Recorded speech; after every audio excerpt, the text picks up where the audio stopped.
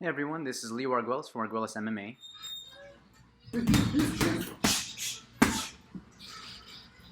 This is just a short tutorial on some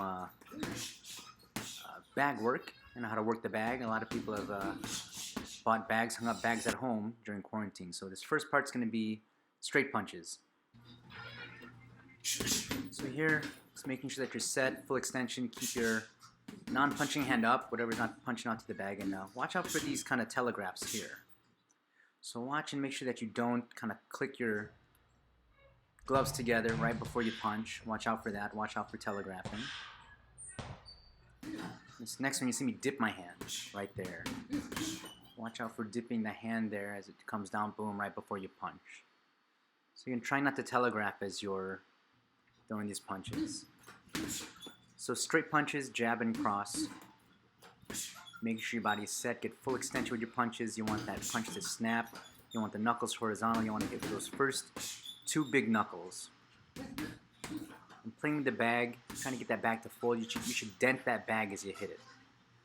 So watch the timing. I'm going to try to stop the bag as it comes towards me. So I don't want to punch it while it's moving away. You'll watch me as I kind of time it here out. Change directions as it comes towards me. Boom. Try to stop it. Try to stop it in its tracks. Now combinations, jab, jab and cross. Cross and jab, some head movement, some footwork as well.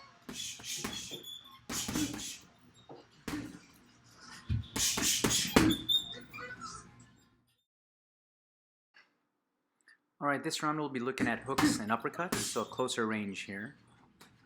A couple things about the alignment. You definitely want to have your elbow right behind your knuckles. Now there's two ways you can kind of hold your hand for these hooks. I can either catch it with my palm facing me, here, or I can catch it with my palm facing down. There's another way you can throw the hook, right there. But most importantly, make sure that you pivot on that left foot if you're throwing it with the left hand, so you turn your hips over.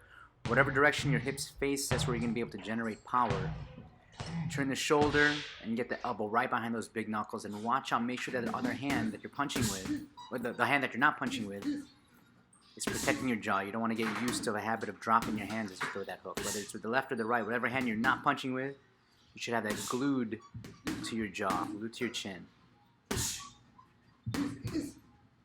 Yeah, I'm just working single punches right now. The hook's really trying to generate enough power and force. Right hook over here. This one I have to watch. I tend to lean a little bit, so you want to get a nice full rotation. Pivot off that right foot. Turn the hip. Turn the shoulders. So here I think I'm going to start throwing combinations with the hooks. Yeah, hooks and some straight punches, a little bit closer range. Shovel hook to the body, bobbing and weaving. Notice the closer you get to your target, the higher your guard comes. You want to kind of tighten up your guard, keep that chin tucked, because you're in closer range. So really making sure that you have those hands up, elbows against the body. I tend to wing out my elbows. This is good for me to watch this so I can correct myself.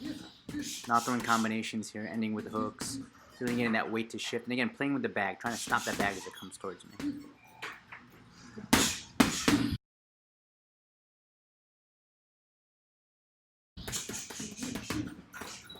This round, throwing combinations, both left and right, going to the head, going to the body, mixing things up. And I think the purpose of this round right here is non-stop movement, non-stop punching, mostly from kind of further distance away.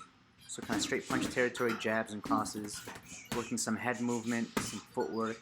Sometimes you don't always have to hit the bag. Sometimes I'll throw uppercuts in the air right in front of the bag, just like that, just to kind of get used to throwing different combinations, different punches, and then mixing them up. Sometimes I'll play and I'll change the rhythm a little bit. Footwork, move, double up. You know, I always like kind of throwing off pattern and not just going left, right, left, right. Sometimes going left, left, right, right, throwing with the same hand, just kind of switch things up. I think this is the end of the round here, maybe the last 30 seconds. So on my timer, my ring timer, I have a 30-second bell for the end of the round, and so it's just non-stop movement, non-stop punching, and really kind of upping the intensity these last 30 seconds.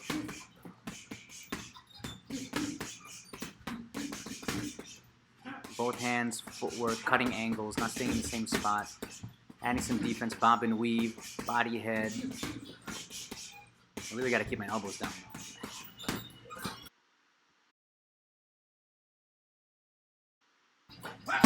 Alright, this round, going to the body, all close range. So shovel hooks, uppercuts, really focusing and shifting that weight. You don't have a lot of room to build momentum.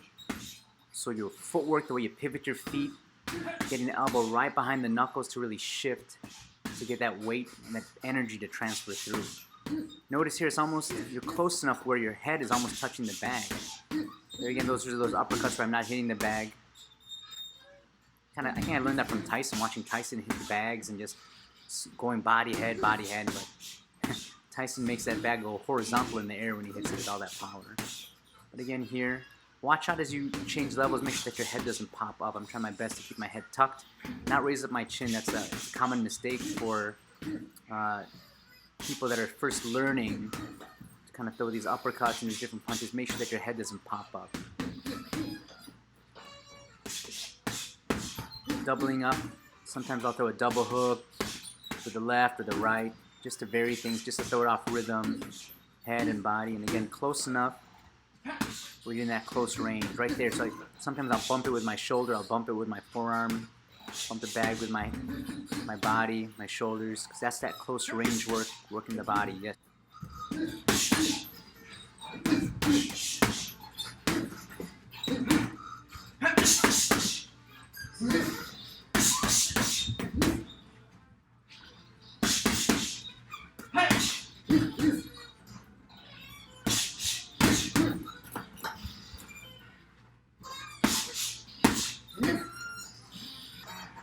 So right here, this is the last 30 seconds of the round, and really just digging in and trying to hit the same exact spot, really getting that bag to fold in half. Really try to dent that bag. My boxing trainer, my martial arts trainer, Oscar Bravo, had said he would always try to pick a spot. Maybe he would put a mark on that bag and he would try to consistently hit that one spot, really being accurate. So then sometimes I just work into the last 30 seconds just to really put some power. That's a shot I've been working on, a recent shot, this kind of close range, mid-range uppercut, body shot. Not having to wind up so much and just double multiples, trying to get that weight to shift, really turning my hips, shifting my weight, close range, and trying to get as much power as I can out of those shots.